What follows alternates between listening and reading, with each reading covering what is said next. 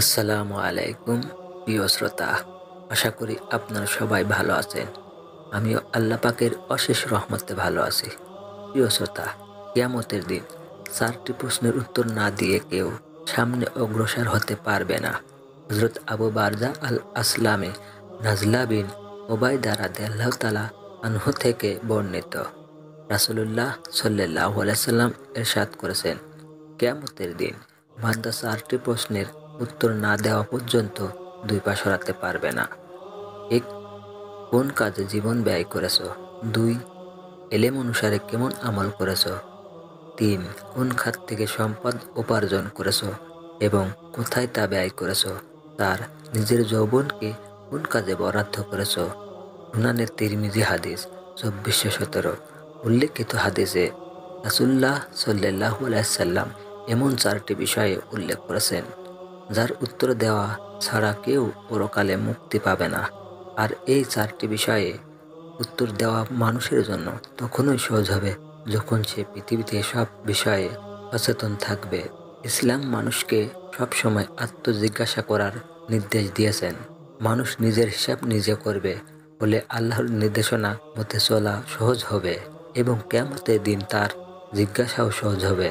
মহান আল্লাহ বলেন, হে মুমিনরা, তোমরা আল্লাহকে ভয় করো এবং প্রত্যেকে যেন ভাবে আগামীর জন্য সে কি পাঠিয়েছে।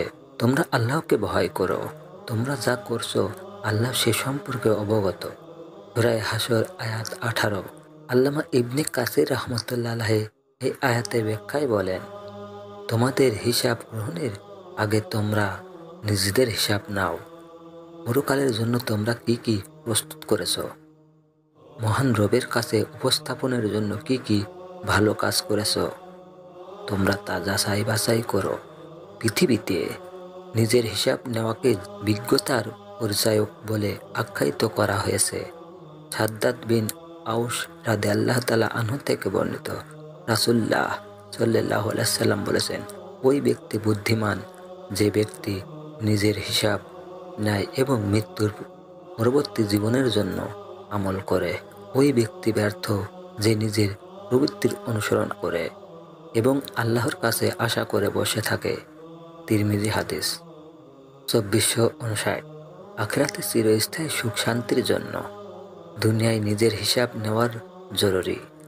আল্লাহ তাআলা বলেন, আর যে ব্যক্তি মহান রবের সামনে দাঁড়ানোকে ভয় করে এবং প্রবৃত্তি থেকে নিজেকে বিরত রাখে, জান্নাতে তার বসবাস হবে। সূরা নাজিয়াত আয়াত 40-41।